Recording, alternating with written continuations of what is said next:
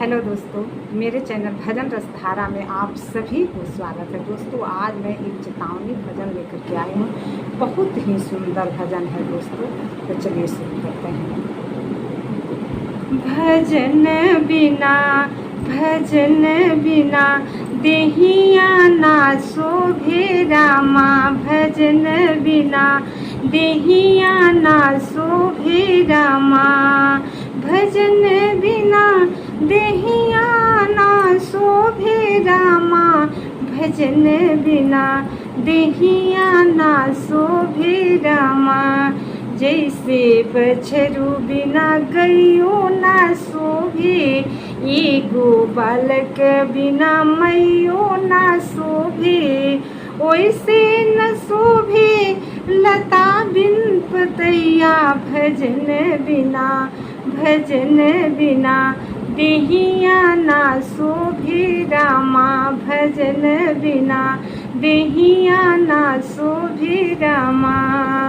जैसे सिंदूर बिना मंगियो ना शोभे। जैसे सिंदूर बिना मंगियो ना शोभे। एगो बहिन बिना भैयो ना शोभे। एगो बहिन बिना भैयो ना शोभे। ओइसे न शोभे राग बिन गवैया। भजन बिना देहिया ना शोभे रामा। भजन बिना देहिया ना शोभे रामा। जैसे सजन बिना कंगनो ना शोभे। जैसे साजन बिना कंगनो ना शोभे। एगो बालक बिना अंगनो ना शोभे। एगो बालक बिना अंगनो ना शोभे।